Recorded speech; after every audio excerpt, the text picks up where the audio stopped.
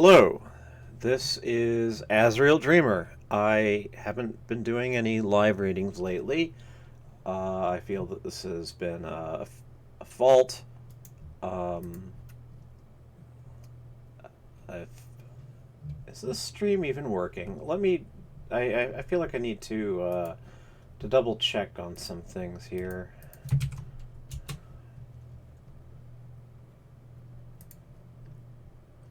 All right, I think it is.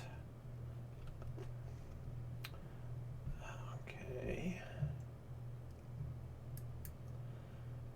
This little. Need to spend a few minutes getting properly set up here. Um, and I also want to make sure that other people to see if you can hear. And I also want to waste a few minutes advertising that I'm doing this. I suppose I should be doing these things on a schedule.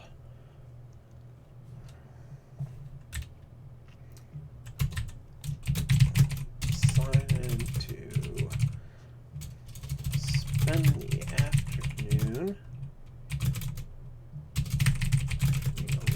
reading of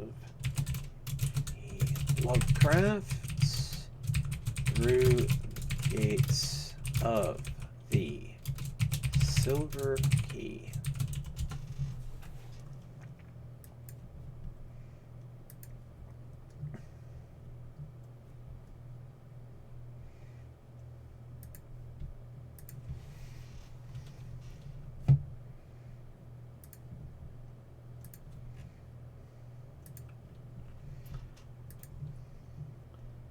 Okay.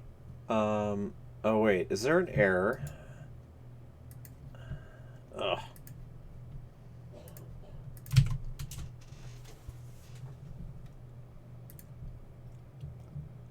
It seems to show up properly if I use the URL separate tab.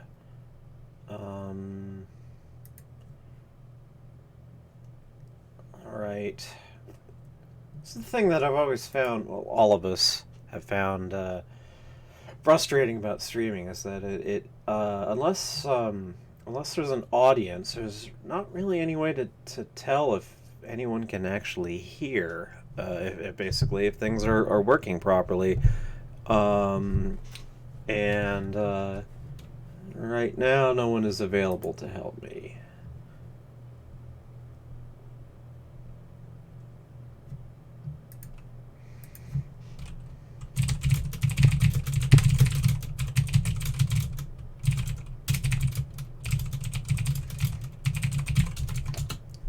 Enlisting help. In any case, I was last. I never did finish reading Le Fanu's Carmilla. I can't remember exactly why I interrupted that, but the I decided not to go back to Carmilla, and instead, uh, oh, how do I sound now?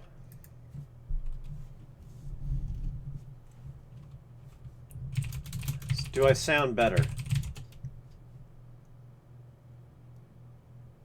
I hope I sound better. In any case, see, this is the frustrating thing is that oh,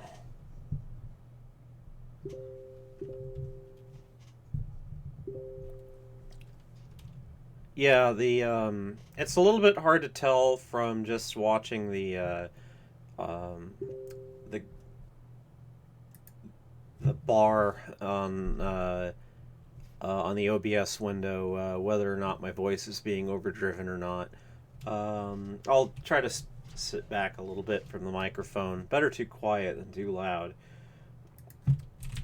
Anyway, for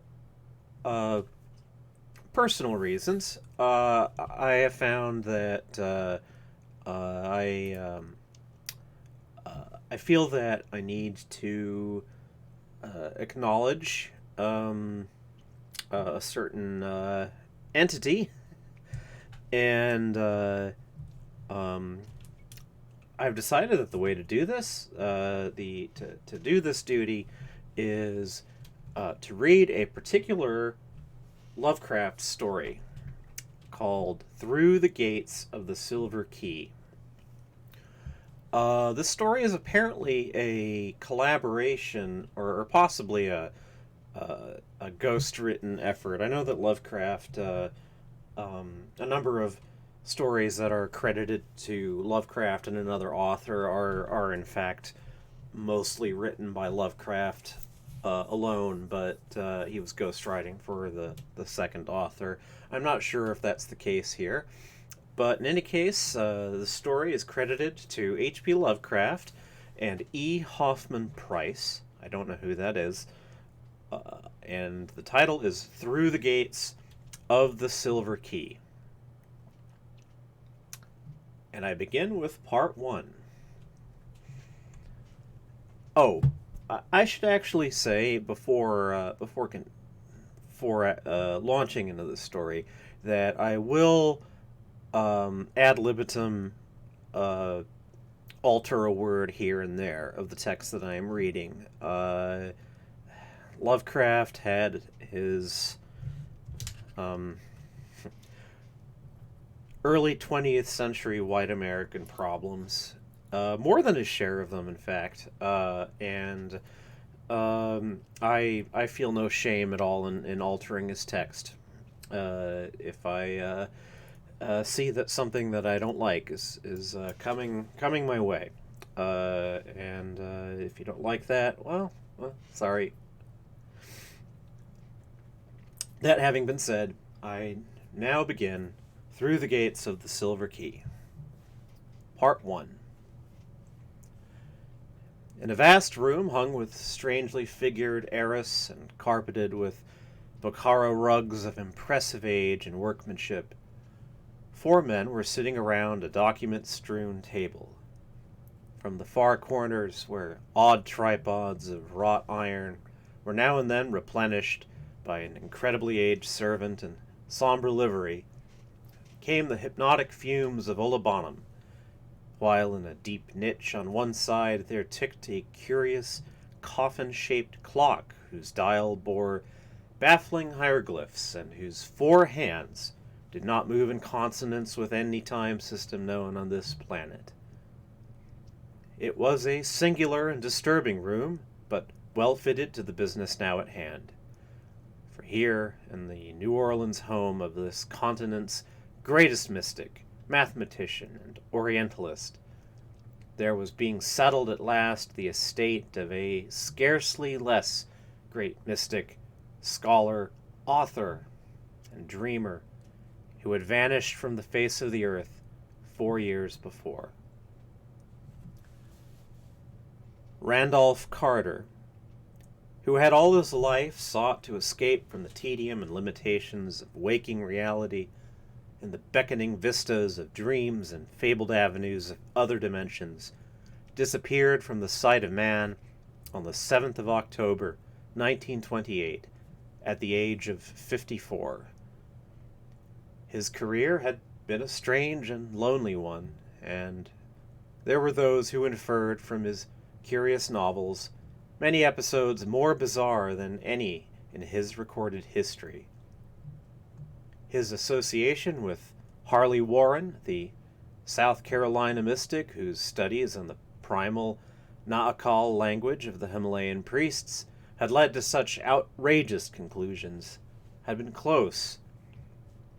Indeed, it was he who, one mist-mad, terrible night in an ancient graveyard, had seen Warren descend into a dank and nitrous vault, never to emerge. Carter lived in Boston, but it was from the wild, haunted hills behind hoary and witch-accursed Arkham that all his forebears had come, and it was amid those ancient, cryptically brooding hills that he had ultimately vanished. His old servant, Parks, who died early in 1930, had spoken of the strangely aromatic and hideously carven box he had found in the attic, and of the undecipherable parchments and queerly figured silver key which that box had contained, matters of which Carter had also written to others. Carter, he said, had told him that this key had come down from his ancestors, and that it would help him to unlock the gate to his lost boyhood, and to strange dimensions and fantastic realms which he had hitherto visited only in vague, brief, and elusive dreams. Then one day Carter took the box and its contents and rode away in his car, never to return. Later on, people found the car at the side of an old grass-grown road in the hills, behind crumbling Arkham, the hills where Carter's forebears had once dwelt, and where the ruined cellar of the great Carter homestead still gaped to the sky. It was in a grove of tall elms near by that another of the Carters had mysteriously vanished in 1781, and not far away was the half-rotted cottage where Goody Fowler, the witch, had brewed her ominous potions still earlier. The region had been settled in 1692 by fugitives from the witchcraft trials in Salem, and even now it bore a name for vaguely ominous things scarcely to be envisaged. Edmund Carter had fled from the shadow of Gallows Hill just in time, and the tales of his sorceries were many. Now, it seemed, his lone descendant had gone somewhere to join him. In the car they found the hideously carved box of fragrant wood, and the parchment which no man could read. The silver key was gone, presumably with Carter. Further than that, there was no certain clue. Detectives from Boston said that the fallen timbers of the old Carter place seemed oddly disturbed, and somebody found a handkerchief on the rock-ridged, sinisterly wooded slope behind the ruins near the dreaded cave called the Snake Den. It was then that the country legends about the Snake Den gained a new vitality. Farmers whispered of the blasphemous uses to which old Edmund Carter, the wizard, had put that horrible grotto, and added later tales about the fondness which Randolph Carter himself had had for it when a boy. In Carter's boyhood, the venerable gambrel-roofed homestead was still standing and tenanted by his great-uncle Christopher. He had visited there often and had talked singularly about the Snake Den. People remembered what he had said about a deep fissure and an unknown inner cave beyond, and speculated on the change he had shown after spending one whole memorable day in the cavern when he was 9. That was in October, too, and ever after that he had seemed to have an uncanny knack at prophesying future events.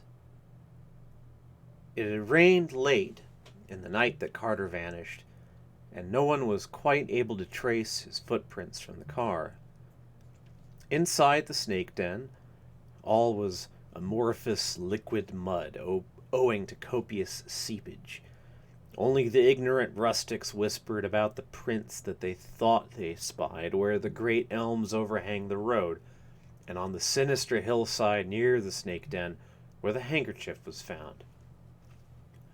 Who could pay attention to whispers that spoke of stubby little tracks like those which Randolph Carter's square-toed boots made when he was a small boy? It was as crazy a notion as that other whisper, that the tracks of old Benijah Corey's peculiar heelless boots had met the stubby little tracks in the road. Old Benijah had been the Carters' hired man when Randolph was young, but he had died 30 years ago. It must have been these whispers, plus Carter's own statement to Parks and others that the queerly arabesqued silver key would help him unlock the gate of his lost boyhood, which caused a number of mystical students to declare that the missing man had actually doubled back on the trail of time and returned through 45 years to that other October day in 1883 when he had stayed in the snake den as a small boy. When he came out that night, they argued, he had somehow made the whole trip to 1928 and back, for he did not thereafter know of things which were to happen later. Sorry, that was poorly read. For did he not thereafter know of things which were to happen later? And yet he had never spoken of anything to happen after 1928. One student, an elderly eccentric of Providence, Rhode Island, who had enjoyed a long and close correspondence with Carter, had a still more elaborate theory. He believed that Carter had not only returned from boyhood, but achieved a further liberation, roving at will through the prismatic vistas of boyhood dream. After a strange vision, this man published a tale of Carter's vanishing, in which he hinted that the lost one now reigned as king on the opal throne of Ilek Vad, that fabulous town of turrets atop the hollow cliffs of glass, overlooking the twilit sea, wherein the bearded and finny Nori build their singular labyrinths.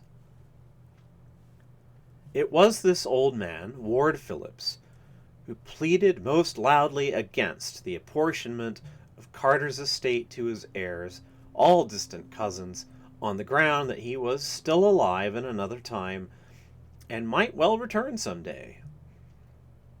Against him was arrayed the legal talent of one of the cousins, Ernest B. Aspinwall of Chicago, a man 10 years Carter's senior, but keen as a youth in forensic battles. For 4 years the contest had raged, but now the time for apportionment had come, and this vast, strange room in New Orleans was to be the scene of the arrangements. It was the home of Carter's literary and financial executor, the distinguished Creole student of mysteries and Eastern antiquities, Etienne Laurent de Marigny. Carter had met de Marigny during the war, when they both served in the French Foreign Legion, and had once cleaved to him because of their similar tastes and outlook. When, on a memorable joint furlough, the learned young Creole had taken the wistful Boston dreamer to Bayonne in the south of France, and had shown him certain terrible secrets in the nighted and immemorial crypts that burrow beneath that brooding, eon-weighted city, the friendship was forever sealed. Carter's will had named de Marigny as executor, and now that vivid scholar was reluctantly presiding over the settlement of the estate. It was sad work for him, for, like the old Rhode Islander, he did not believe that Carter was dead. But what weight have the dreams of mystics against the harsh wisdom of the world? Around the table in that strange room in the old French Quarter sat the men who claimed an interest in the proceedings. There had been the usual legal advertisements of the conference in papers wherever Carter heirs were thought to live, yet only 4 now sat listening to the abnormal ticking of that coffin-shaped clock which told no earthly time, and to the bubbling of the courtyard fountain beyond half-curtained, fan-lighted windows. As the hours wore on, the faces of the 4 were half-shrouded in the curling fumes from the tripods, which, piled recklessly with fuel, seemed to need less and less attention from the silently gliding and increasingly nervous old servant.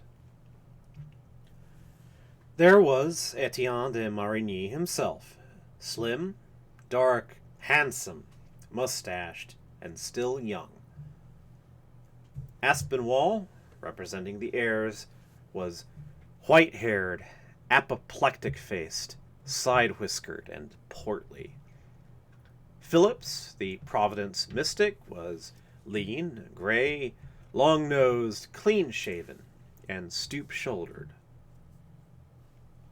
The fourth man was non-committal in age, lean and with a dark, bearded, singularly immobile face of very regular contour, bound with the turban of a high-caste Brahmin, and having night-black, burning, almost eyeless eyes, which seemed to gaze out from a vast distance behind the features. He had announced himself as the Swami Chandraputra, an adept from Benares with important information to give, and both de Marigny and Phillips, who had corresponded with him, had been quick to recognize the genuineness of his mystical pretensions. His speech had an oddly forced, hollow, metallic quality, as if the use of English taxed his vocal apparatus, yet his language was as easy, correct, and idiomatic as any native Anglo-Saxon's. In general attire, he was the normal European civilian, but his loose clothes sat peculiarly badly on him, while his bushy black beard, Eastern turban, and large white mittens gave him an air of exotic eccentricity. Pardon me, I need a drink.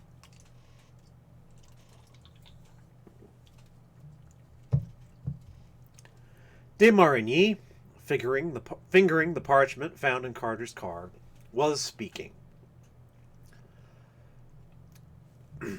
No, I have not been able to make anything of the parchment, Mr. Phillips.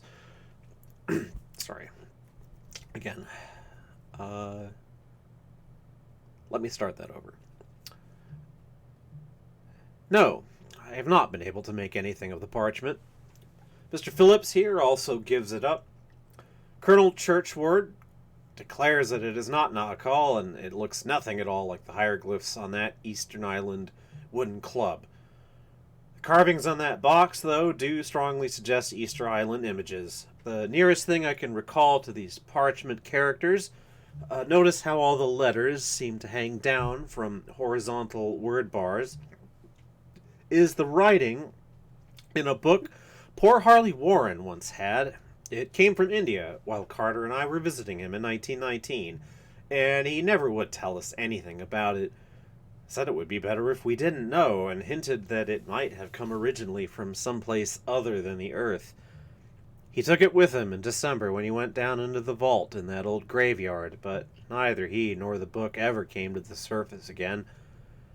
Some time ago, I sent our friend here, the Swami Chandraputra, a memory sketch of some of those letters, and also a photostatic copy of the Carter parchment. He believes he may be able to shed light on them after certain references and consultations. But the key, Carter sent me a photograph of that. Its curious arabesques were not letters, but seem to have belonged to the same culture tradition as the hieroglyphs on the parchment. Carter always spoke of being on the point of solving the mystery, though he never gave details. Once he grew almost poetic about the whole business.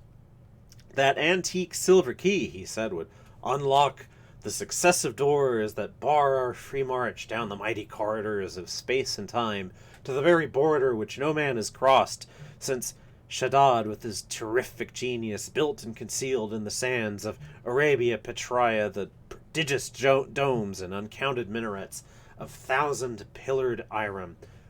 Half-starved dervishes, wrote Carter, and thirst-crazed nomads have returned to tell of that monumental portal and of the hand that is sculptured above the keystone of the arch. But no man has passed and returned to say that his footprints on the garnet-strewn sands within bear witness to his visit. The key, he surmised, was that for which the Cyclopean sculptured hand vainly grasps. Why Carter didn't take the parchment as well as the key, we can't say. Perhaps he forgot it, or perhaps he forbore to take it through recollection of one who had taken a book of like characters into a vault and never returned. Or perhaps it was really immaterial to what he wished to do. As de Marigny paused, old Mr. Phillips spoke in a harsh, shrill voice. "We can know of Randolph Carter's wandering only what we dream. I have been to many strange places in dreams, and I have heard many strange and significant things in Ulthar, beyond the river sky. It does not appear that the parchment was needed, for certainly Carter re-entered the world of his boyhood dreams, and is now a king in Ilek-Vod." Mr. Aspinwall grew doubly apoplectic looking as he sputtered. "Can't someone shut that old fool up? We've had enough of these moonings. The problem is to divide the property, and it's about time we got to it." For the first time, Swami Chandraputra spoke in his queerly alien voice. "Gentlemen, there is more into this matter than you think. Mr. Aspinwall does not do well to laugh at the evidence of dreams. Mr. Phillips has taken an incomplete view, perhaps because he has not dreamed enough. I myself have done much dreaming. We in India have always done that, just as all the Carters seem to have done it. You, Mr. Aspinwall, as a maternal cousin, are naturally not a Carter. My own dreams, and certain other sources of information, have told me a great deal which you still find obscure. For example, Randolph Carter forgot that parchment, which he couldn't then decipher. Yet it would have been well for him had he remembered to take it. You see, I have really learned pretty much what happened to Carter after he left his car with the silver key at sunset on that 7th of October 4 years ago." Aspinwall audibly sneered, but the others sat up with heightened interest. The smoke from the tripods increased, and the crazy ticking of that coffin-shaped clock seemed to fall into bizarre patterns like the dots and dashes of some alien and insoluble telegraph message from outer space. The Swami leaned back, half-closed his eyes, and continued in that oddly labored yet idiomatic voice, while before his audience there began to float a picture of what had happened to Randolph Carter. Part 2. The hills behind Arkham are full of a strange magic. Something, perhaps, which the old wizard Edmund Carter called down from the stars, and up from the crypts of Nether Earth, when he fled there from Salem in 1692. As soon as Randolph Carter was back among them, he knew that he was close to one of the gates, which a few audacious, abhorred, and alien-souled men have blasted through Titan walls betwixt the world and the outside absolute. Here, he felt, and on this day of the year, he could carry out with success the message he had deciphered months before from the arabesques of that tarnished and incredibly ancient silver key. He knew now how it must be rotated, how it must be held up to the setting sun, and what syllables of ceremony must be intoned into the void at the 9th and last turning. In a spot as close to a dark polarity and induced gate as this, it could not fail in its primary function. Certainly he would rest that night in the lost boyhood for which he had never ceased to mourn. He got out of the car with the key in his pocket, walking uphill deeper and deeper into the shadowy core of that brooding, haunted countryside of winding road, vine-grown stone wall, black woodland, gnarled, neglected orchard, gaping window, deserted farmhouse, and nameless ruin. At the sunset hour, the distant spires of Kingsport gleamed in the ruddy blaze. He took out the key, and he made the needed turnings and intonations. Only later did he realize how soon the ritual had taken effect. Then, in the deepening twilight, he had heard a voice out of the past. Old Benijah Corey, his great-uncle's hired man. Had not old Benijah been dead for 30 years? 30 years before when? What was time? Where had he been? Why was it strange that Benijah should be calling him on the 7th of October, 1883? Was he not out later than Aunt Martha had told him to stay? What was this key in his blouse pocket, where his little telescope, given him by his father on his 9th birthday 2 months before, ought to be? Had he found it in the attic at home? Would it unlock the mystic pylon which his sharp eye had traced amid the jagged rocks at the back of that inner cave behind the snake den on the hill? That was the place they always coupled with old Edmund Carter the Wizard. People wouldn't go there, and nobody but him had ever noticed or squirmed through the root-choked fissure to that great black inner chamber with the pylon. Whose hands had carved that hint of a pylon out of the living rock? Old Wizard Edmund's?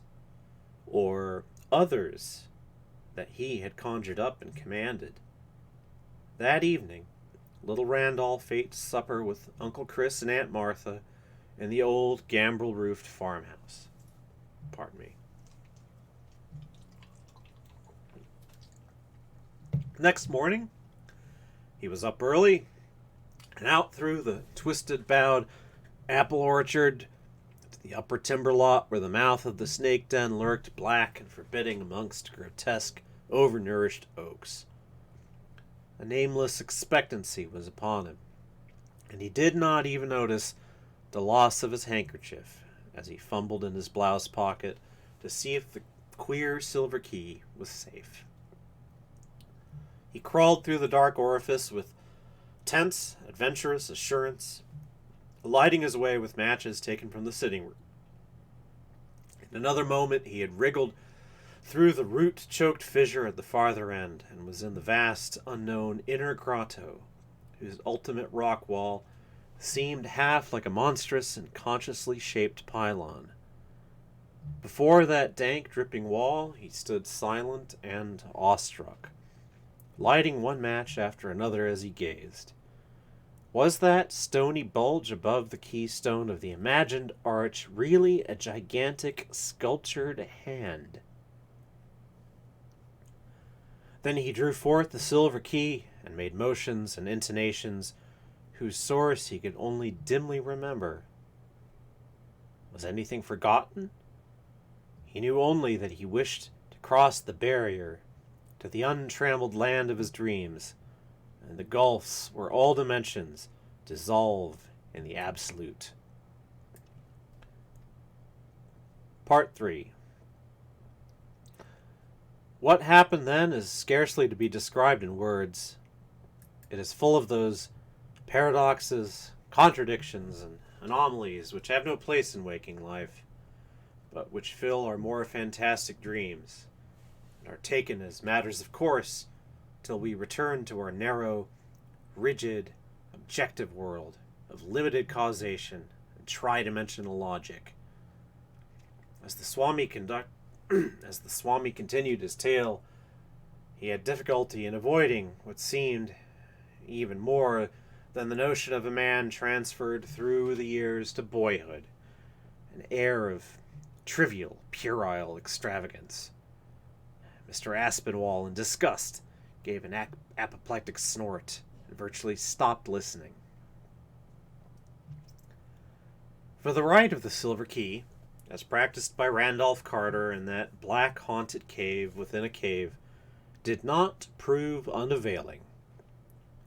From the first gesture and syllable, an aura of strange, awesome mutation was apparent, a sense of incalculable disturbance and confusion in time and space, yet one which held no hint of what we recognize as motion and duration. Imperceptibly, such things as age and location ceased to have any significance whatever. The day before, Randolph Carter had miraculously leaped a gulf of years. Now there was no distinction between boy and man. There was only the entity, Randolph Carter, with a certain store of images which had lost all connection with terrestrial scenes and circumstances of acquisition. A moment before, there had been an inner cave with vague suggestions of a monstrous arch and a gigantic sculptured hand on the farther wall. Now there was neither cave nor absence of cave, neither wall nor absence of wall. There was only a flux of impressions, not so much visual as cerebral, amidst which the entity that was Randolph Carter experienced perceptions or registrations of all that his mind revolved on, yet without any clear consciousness of the way in which he received them. By the time the rite was over, Carter knew that he was in no region whose place could be told by Earth's geographers, and in no age whose date history could fix. For the nature of what was happening was not wholly unfamiliar to him. There were hints of it in the cryptical Pnakotic fragments, and a whole chapter in the forbidden Necronomicon of the mad Arab Abdul al-Hazred had taken on significance when he had deciphered the designs graven on the silver key. A gate had been unlocked.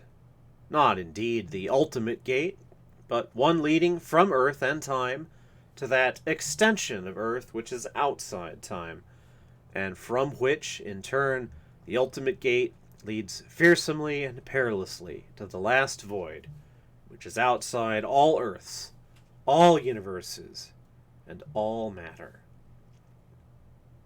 There would be a guide, and a very terrible one, a guide who had been an entity of Earth millions of years before, when man was undreamed of, and when forgotten shapes moved on a steaming planet, building strange cities among whose last crumbling ruins the earliest mammals were to play. Carter remembered what the monstrous Necronomicon had vaguely and disconcertingly adumbrated concerning that guide.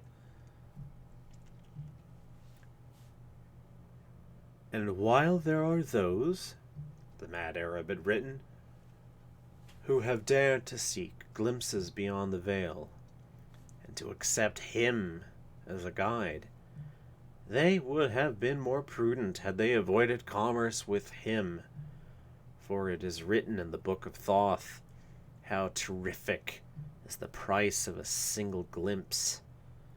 Nor may those who pass ever return, for in the vastnesses transcending our world are shapes of darkness that seize and bind. The affair that shambleth about in the night, the evil that defieth the elder sign, the herd that stand watch at the secret portal each tomb is known to have, and that thrive on which groweth out of the tenants within. All these blacknesses are lesser than he who guardeth the gateway, he who will guide the rash one beyond all the worlds into the abyss of unnameable devourers. For he is Umar at Tawil, the most ancient one, which the scribe rendereth as the prolonged of life. Memory and imagination shaped dim half-pictures with uncertain outlines amid the seething chaos, but Carter knew that they were of memory and imagination only. Yet he felt it was not chance which built these things in his consciousness, but rather some vast reality, ineffable and undimensioned, which surrounded him and strove to translate itself into the only symbols he was capable of grasping. For no mind of earth may grasp the extensions of shape which interweave in the oblique gulfs outside time and the dimensions we know. There floated before Carter a cloudy pageantry of shapes and scenes, which he somehow linked with Earth's primal eon-forgotten past. Monstrous living things moved deliberately through vistas of fantastic handiwork that no sane dream ever held, and landscapes bore incredible vegetation, and cliffs, and mountains, and masonry of no human pattern. There were cities under the sea, and denizens thereof, and towers in great deserts where globes and cylinders and nameless winged entities shot off into space or hurtled down out of space. All this Carter grasped, though the images bore no fixed relation to one another or to him. He himself had no stable form or position, but only such shifting hints of form and position as his whirling fancy supplied. He had wished to find the enchanted regions of his boyhood dreams, where galleys sail up the river Ukranos, past the gilded spires of Thran, and elephant caravans tramp through perfumed jungles and cled, beyond forgotten palaces with veined ivory columns that sleep lovely and unbroken under the moon. Now, intoxicated with wider visions, he scarcely knew what he sought. Thoughts of infinite and blasphemous daring rose in his mind, and he knew he would face the dreaded guide without fear, asking monstrous and terrible things of him. All at once, the pageant of impressions seemed to achieve a vague kind of stabilization. There were great masses of towering stone, carven into alien and incomprehensible designs and disposed according to the laws of some unknown inverse geometry. Light filtered down from a sky of no assignable color in baffling, contradictory directions, and played almost sentiently over what seemed to be a curved line of gigantic hieroglyphed pedestals, more hexagonal than otherwise, and surmounted by cloaked, ill-defined shapes. There was another shape, too, which occupied no pedestal, but which seemed to glide or float over the cloudy, floor-like lower level. It was not exactly permanent in outline, but held transient suggestions of something remotely preceding or paralleling the human form, though half as large again as an ordinary man. It seemed to be heavily cloaked, like the shapes on the pedestals, with some neutral-colored fabric. And Carter could not detect any eye-holes through which it might gaze. Probably it did not need to gaze, for it seemed to belong to an order of being far outside the merely physical in organization and faculties. A moment later, Carter knew that this was so, but the shape had spoken to his mind without sound or language, and though the name it uttered was a dreaded and terrible one, Randolph Carter did not flinch in fear. Instead, he spoke back, equally without sound or language, and made those obeisances which the hideous Necronomicon had taught him to make. For this shape was nothing less than that which all the world has feared, since Lomar rose out of the sea, and the winged ones came to earth to teach the elder lore to man. It was, indeed, the frightful guide and guardian of the gate, Umar at Tawil, the ancient one, which the scribe rendereth the prolonged of life. The guide knew, as he knew all things, of Carter's quest and coming, and that his seeker of dreams and secrets stood before him, unafraid. There was no horror or malignity in what he radiated, and Carter wondered for a moment whether the mad Arab's terrific blasphemous hints and extracts from the Book of Thoth might not have come from envy and a baffled wish to do what was now about to be done. Or perhaps the guide reserved his horror and malignity for those who feared. As the radiations continued, Carter mentally interpreted them in the form of words.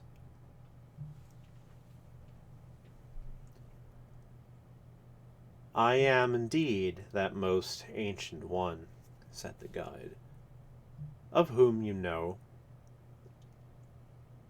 We have awaited you, the Ancient Ones and I. You are welcome, even though long delayed. You have the key, and have unlocked the first gate. Now, the ultimate gate is ready for your trial.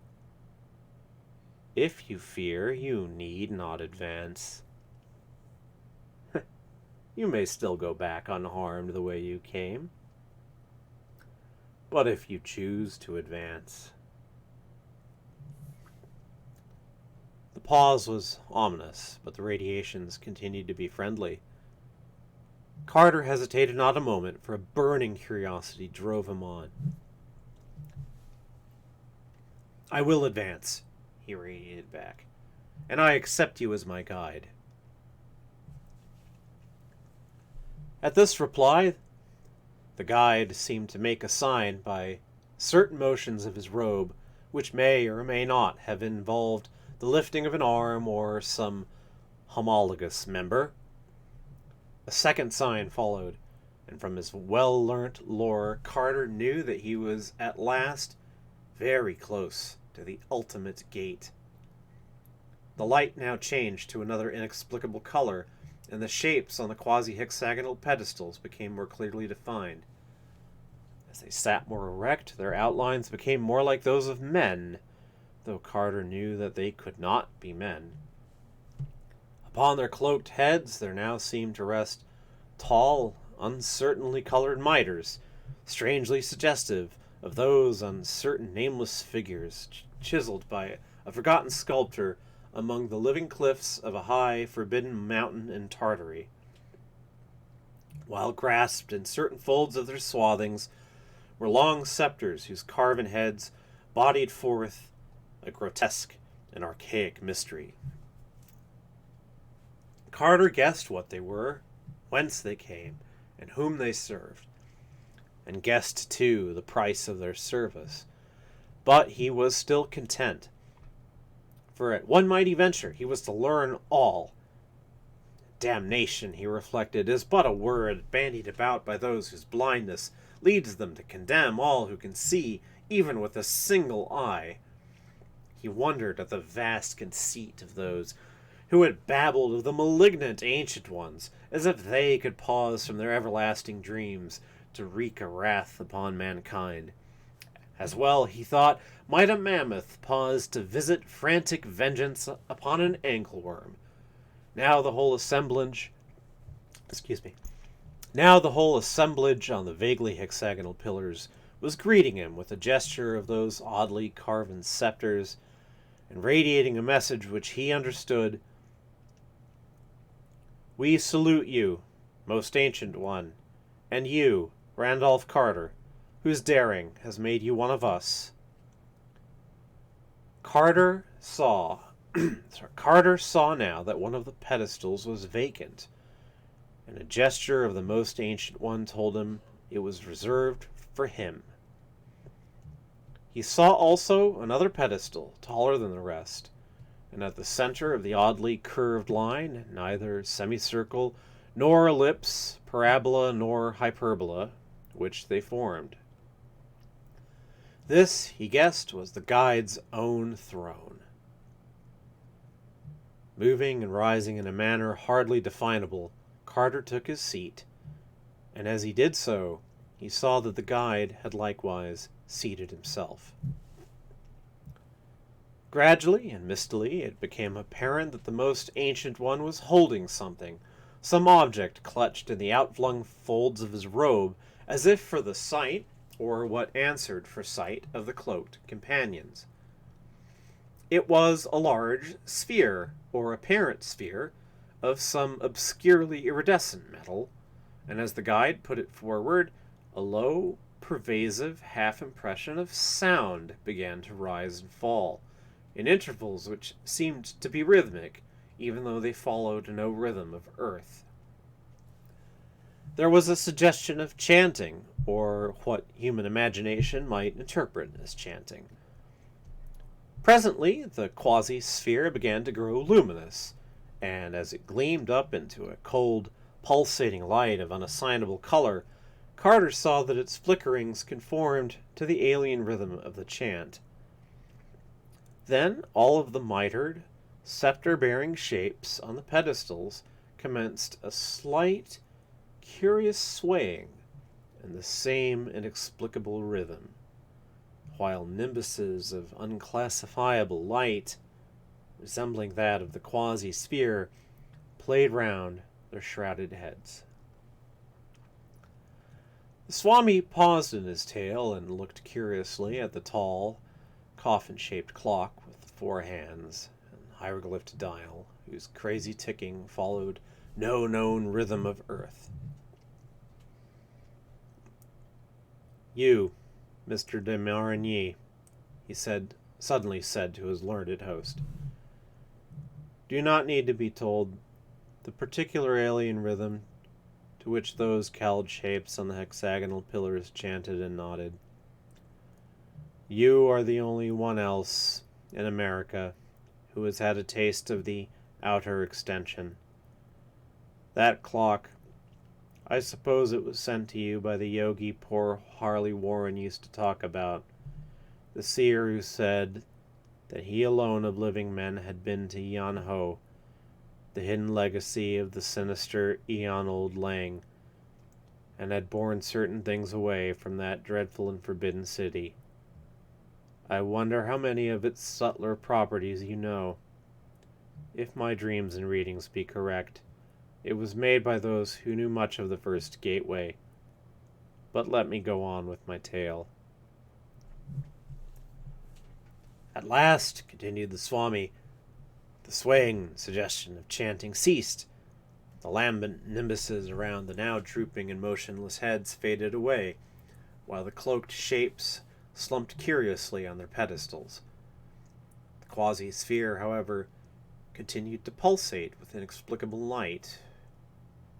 Carter felt that the Ancient Ones were sleeping as they had been when he first saw them, and wondered out of what cosmic dreams his coming had wakened them. Slowly there filtered into his mind the truth that this strange chanting ritual had been one of instruction, and that the companions had been chanted by the most ancient one into a new and peculiar kind of sleep, in order that their dreams might open the ultimate gate to which the silver key was a passport. He knew that in the profundity of this deep sleep they were contemplating unplumbed vastnesses of utter and absolute outsideness with which the earth had nothing to do, and that they were to accomplish that which his presence had demanded. The guide did not share this sleep, but seemed still to be giving instructions in some subtle, soundless way. Evidently, he was implanting images of those things which he wished the companions to dream, and Carter knew that as each of the Ancient Ones pictured the prescribed thought that there would be born the nucleus of a manifestation visible to his own earthly eyes. When the dreams of all the shapes had achieved a oneness, that manifestation would occur, and everything he required to be materialized through concentration. He had seen such things on Earth, in India, where the combined projected will of a circle of adepts can make a thought take tangible substance, and in hoary Atlanaat, of which few men dare to speak. Just what the ultimate gate was, and how it was to be passed, Carter could not be certain, but a feeling of tense expectancy surged over him. He was conscious of having a kind of body, and of holding the fateful silver key in his hand. Masses of towering stone opposite him seemed to possess the evenness of a wall, towards the center of which his eyes were irresistibly drawn. And then suddenly, he felt the mental currents of the most ancient one cease to flow forth. For the first time, Carter realized how terrific utter silence, mental and physical, may be. The earlier moments had never failed to contain some perceptible rhythm, if only the faint cryptical pulse of the Earth's dimensional extension. But now the hush of the abyss seemed to fall upon everything. Despite his intimations of body, he had no audible breath, and the glow of Umarat Tawil's quasi-sphere had grown petrifiedly fixed and unpulsating. A potent nimbus, brighter than those which had played around the heads of the shapes, blazed frozenly over the shrouded skull of the terrible guide. A dizziness assailed Carter, and his sense of lost orientation waxed 1,000-fold. The strange lights seemed to hold the quality of the most impenetrable blackness heaped upon blacknesses, while about the ancient ones, so close on their pseudo-hexagonal thrones, there hovered an air of the most stupefying remoteness. Then he felt himself wafted into immeasurable depths, with waves of perfumed warmth lapping against his face. It was as if he floated in a torrid, rose-tinctured sea, a sea of drugged wine whose waves broke foaming against shores of brazen fire. A great fear clutched him as he half saw that vast expanse of surging sea lapping against its far-off coast. But the moment of silence was broken. The surgings were speaking to him, in a language that was not of physical sound or articulate words. "The man of truth is beyond good and evil," intoned a voice that was not a voice. "The man of truth has ridden to all is one. The man of truth has learned that illusion is the only reality, and that substance is an impostor." And now, in that rise of masonry to which his eyes had been so irresistibly drawn, there appeared the outline of a titanic arch, not unlike that which he thought he had glimpsed so long ago in that cave within a cave on the far, unreal surface of the three-dimensioned earth. He realized that he had been using the silver key, moving it in accord with an unlearned and instinctive ritual closely akin to that which had opened the inner gate. That rose-drunken sea which lapped his cheeks was, he realized, no more or less than the adamantine mass of the solid wall yielding before his spell, and the vortex of thought with which the ancient ones had aided his spell. Still guided by instinct and blind determination, he floated forward and through the ultimate gate.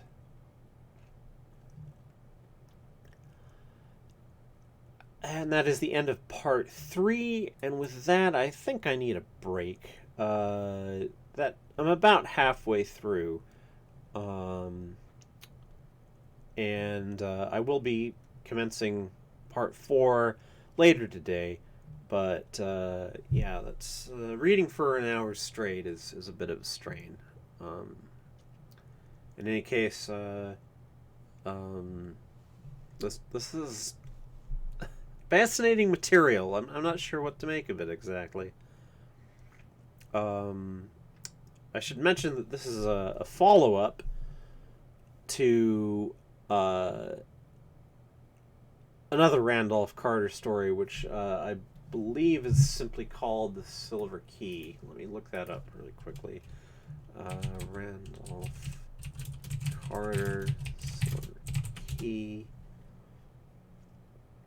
Yes, simply The Silver Key. And the events of Carter basically apparently seeming to return to his childhood, by the aid of the Silver Key are referred to at the beginning of this story. Well, I will be back. And this is Azrael Dreamer. Have a pleasant afternoon.